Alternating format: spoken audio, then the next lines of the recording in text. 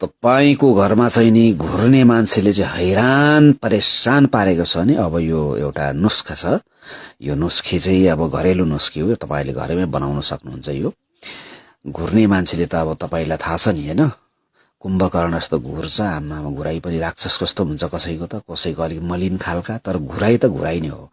छेउमा सुत्नेलाई त असहाय नै हुन्छ जस्तै घुरे पनि। त्यसको लागि चाहिँ तपाईहरुले के गर्नु पर्यो भने चाहिँ एउटा प्यानमा चाहिँ तपाईको 1 ग्लास पानी उमाल्नुहोस्।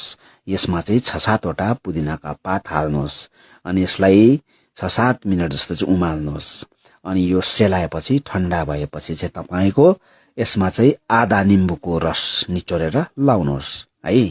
अनि त्यसमा तपाईको 1 चम्चा मह पनि लाउनुहोस् है। अनि यसलाई ठण्डा गरिराख्नुहोस् र सुत्न भन्दा आधा घण्टा अगाडि चाहिँ तपाईको जो पनि घुर्छ उसले सट्ट लिएर सुत्नु भयो भने चाहिँ त्यो घुर्ने मानिसको चाहिँ घुर्ने जुन व्यथा छ, उसको जुन पीडा छ अथवा उसको त्यो रोग हुन्छ त्यहाँबाट मुक्ति पाउनुहुन्छ। कति चाहिँ नि भने सिरानीहरु अप्ठ्यारो हुँदा पनि घुर्छ है, सुताइको अलिकति बेली विस्तार मिलेन भने पनि घुर्छ। र यो घुराई चाहिँ बडा है दिक्क लाग्दो हुन्छ र यसलाई तपाईहरुले यसरी प्रयोग गर्न सक्नुहुन्छ तपाईहरुले। र तपाईहरुको घुर्ने आदत छ भने यो घरेलु नुस्खे एकपल्ट कोशिश गर्नुहोस्, ट्राई गर्नुहोस् अनि कमेन्ट गर्नुहोस्। धन्यवाद।